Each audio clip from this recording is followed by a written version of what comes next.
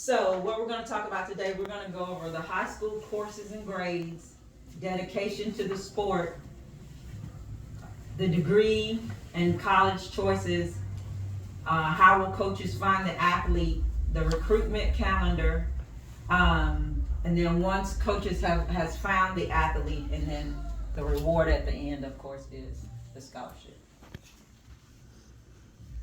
High school requirements, good grades. Recommend that the athlete shoots for at least a 3.5 GPA in their core classes. That's your English, your sciences, your maths, and your social studies or histories.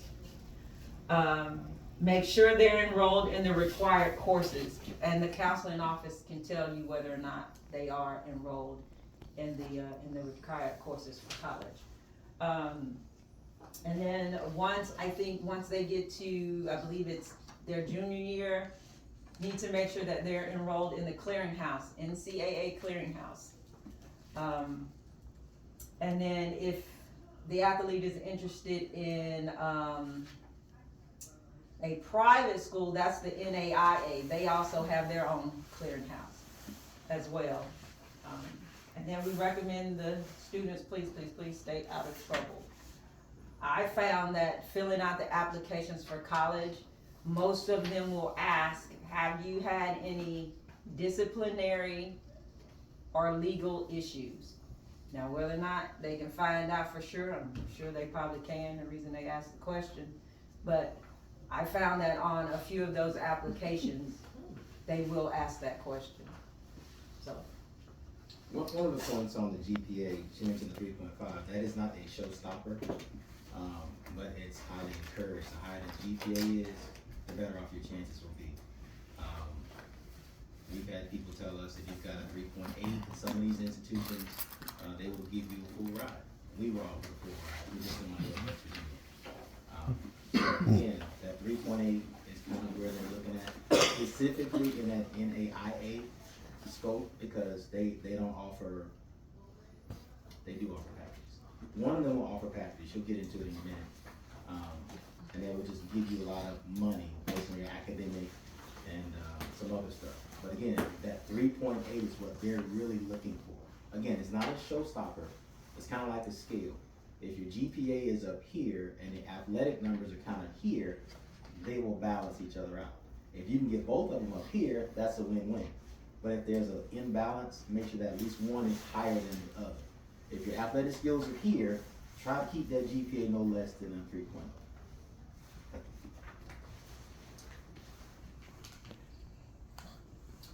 Okay, what we try to tell the athletes, dedication to the sport, dedication to the sport. That means at practice, train hard, because we know if you train hard in practice, it will show up on the track, down the long jump runway, throwing the ball, high jumping, whatever the case may be. Work hard at practice. I'm talking about if you have to crawl off the track at the end of practice or go stand by the fence and throw up in the grass. Give it your all at practice and just trust the process, because it will translate to the track. We also tell them, the reason we tell them to do this is because if you're not practicing hard at practice, your body will not respond when it's time to take care of business on the track. You'll try, but your body will not respond. Or you could possibly end up having injury because you're trying to take your body to a place that it has never been. And that's a direct quote from Batman. Have you ever heard that name, Batman, before? Rashawn, what's his name? Jackson. Rashawn Jackson. He's a world-class athlete. I've gone to him because his daughter was in the AAU. We just happened to be standing right next to them. And this poor kid came off the track. He was dry heaving. There was nothing coming out, but he could not get off the ground. And he said, that's a product of not putting the work in practice, and now getting here expecting your body to perform in this meet. That don't happen. If they're not pushing themselves in practice, it's not going to come out at a meet, especially in the heat that we run in. We often tell them hydrate. Water is your friend. Even though the temperature right now is pretty cool. They still need to hydrate. We preach that all the time. Healthy diets during track season, which can be pretty long. We try to tell them stay away from them pies and cupcakes and sodas. But to make sure that maybe a day or two before that meet, carb up, so it can give them that energy when it's time for track. Also, what can give them also energy is orange juice. Orange juice is a good one as well. We preach listen to the coach, and tell them a lot of times the coaches may be teaching and you may not understand why. The coach may try to explain, okay, you do this for this. Just if the parents can encourage them to trust the process. Just trust the process. Work hard. Even if they want to watch film when they get home, do that. Like I said, it will show up on the track. Sportsmanship is a good thing. You never know at these meets who could be an advocate for you with a coach. It could be someone that may be in a higher grade. They've gone off to college and now they can tell a coach about you. So we always tell them good sportsmanship, and please, before meet, appropriate rest. Sometimes we have athletes that might want to stay up half the night on a Friday night knowing they got to get up on Saturday morning. I'm telling you, if your body is tired and does not have enough sleep, it will not work out for them. And they may not be able to do what they know they can do. On that sportsmanship piece, we have 4 or 5 high schools here in the local area, and they all get kind of competitive with one another. But we tell our athletes at veterans, please make friends on the other team, because when they go off someplace, you might need somebody on that side to talk for you. It's happened. It happens all the time, because we'll get to it later on about transfers and all that kind of stuff. But instead of trying to create this animosity about this is veteran, this is HOCO, knock all that crap off. Try to make friends, because when they go to that school, that person can be an advocate for your child. And again, that's all it takes is somebody to put a word in, and it works. I'm telling you, it works. The next slide, I'm going to go a little bit over degree, college choices. Not all athletes know what they want to major in, even in their senior year.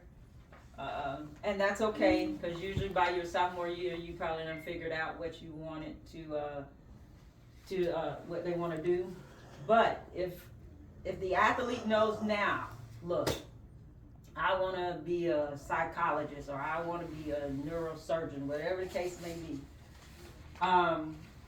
they want to make sure that when you're looking at the colleges, that they have their degree plan. Because they call them student athletes for a reason. The student comes first, then the athletics. Let's see, how far are you willing to travel? Do you want to go 3 hours from home? Do you want to go up north where it's cold? Do you want to stay in the south? Or you may not care where you go, just as long as you go somewhere. Here in Georgia, there are only 33 women track and field programs in the state of Georgia for colleges, and for men it's only 25. Every college does not have a track team. It's all about the whole Title 10, Title 9. If you have so many male scholarship sports, you got to have the women equivalent too. So there are some colleges that do not have a male track team. What type of college and what size, if that plays a factor, what division, faith-based, school, small, large, that plays a factor. Check the school's recruiting standards. NCAA has if you got on NCAA, they have standards out there that this is D1 standards, this is D2, this is D3. That's all well and fine. But if you're interested in a certain school, you need to go onto their site, go to their track and field section, and more than likely, if you click on a section that says more, and you go in there, it'll show you their standards. They may have their standards form in there. They may have the school records and all of that, a questionnaire to fill out. But make sure you look at their standards, because the school bases their standards on that top 8 that come in the final for the conference. That's a big one, y'all. Seriously, because what happens with our daughter, she wanted to go to University of Florida. We didn't talk her out of it, but we looked at those standards and I said, well, baby girl, we might need to find some other schools. Being 100 with y'all. But it worked out well for her, but she's not at University of Florida because of those standards. So you have to give a certain caliber to get to those places. And we've been around a lot of the kids and we hear a lot of dreams. Want them to dream really big. But at some point, we gotta be realistic about what we're trying to do. So again, that's where you all need to start. If you have an idea, your child has an idea what they wanna major in, that kind of stuff, start looking at those schools. And it will tell you, here are our standards, this is what we're looking for. And I will tell you, it's a huge difference between what we think as parents is a good jump, run, whatever, versus what they want. It's a huge difference.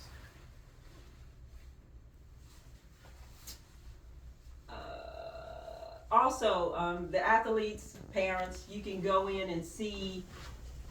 Also, if you go to the college's website, you can see how well their athletes have done, and see where our athletes here may fit in. So, if someone is interested, say in Georgia State, and you go to their website, you can look at their athletes, or you can go into TFERS, and I think that's on the sheet, TFERS. If you go in there, you can pull up conferences, you can pull up the information by conference, and you can also pull it up by the school. You can see, if you have a male athlete, you can go in there and say, well, I want to see what I'm going to say top 4, 100 meters, if your child runs the 100 meters, and see where they sit. Now, if all of their boys are running 9, 10 flat, 10-2, and 10-3, and your child runs like a 10-9, 10-8, 10-7. That might be a little tricky. If you go into the conference and the top 8 are sitting up at that, I mean, I'm not saying don't contact the school, but more than likely, that's not a good fit. You want to make sure it is somewhere that the athlete, number one, can get the scholarship, but number one, succeed. Because sometimes if you're borderline, they may recruit you, but then if you can't perform, they may assist you in transferring to a school that you fit. And that's not a knock. And we're going to talk about the transfers later. But this is also where that GPA can help you get into that institution, because again, it's all a competition. So if you can't help them on the track, you can help them in the classroom, because they're evaluated in the classroom as well. So if you got somebody with a 3.8, 3.9, that's just as fast as 10.2 on the track, because they're being evaluated in who they bring into the program. Now, will y'all do this presentation for the kids as well? Because they don't listen. We've done this 3 times as veterans. No, we're talking about for these knuckleheads here. Yeah, sure. I mean, mine do. Yeah. Yeah, we'll talk to anybody that want to listen. But he ain't gonna listen to me because I ain't never ran track. I'm fat, and I didn't go to college like that. So. Wait a minute. You too? Chance is yours, right? Mm-hmm. Okay. So he may know, but I'm just saying other people. If mine don't listen to me, I'm sure everybody else's don't listen either. Charles, I don't know anything. We openly harass those kids. I'm sorry. We admit it.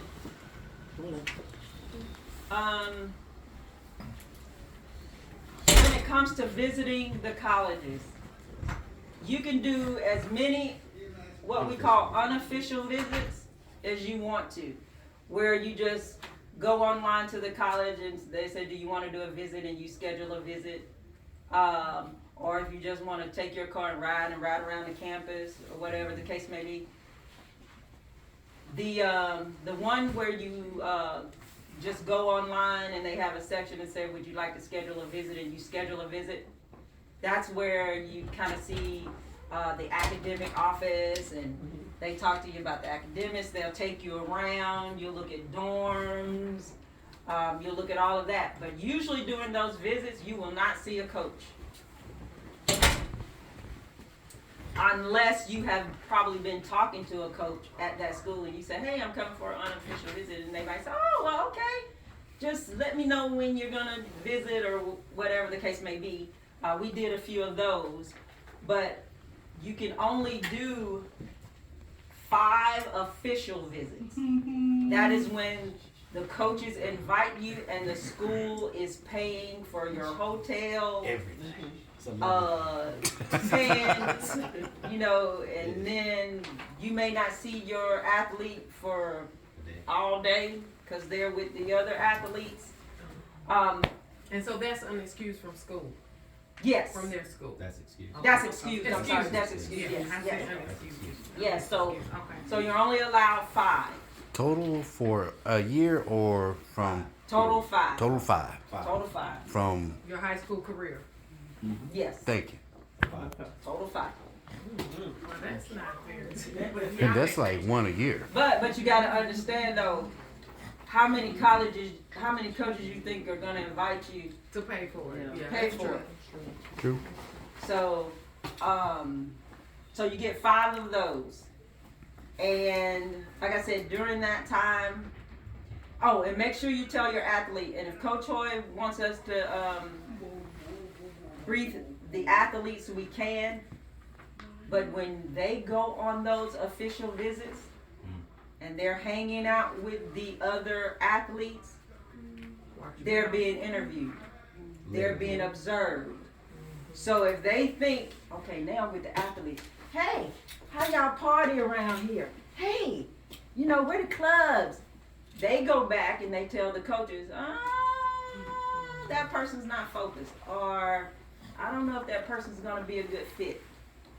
So they don't tell the kids, but they are interviewing you at that time. The only difference between official and unofficial, the school pays for everything. Unofficial, you're on your own dime. But then at the end of the process, the official visit, you'll get a folder. In that folder, it will have the money.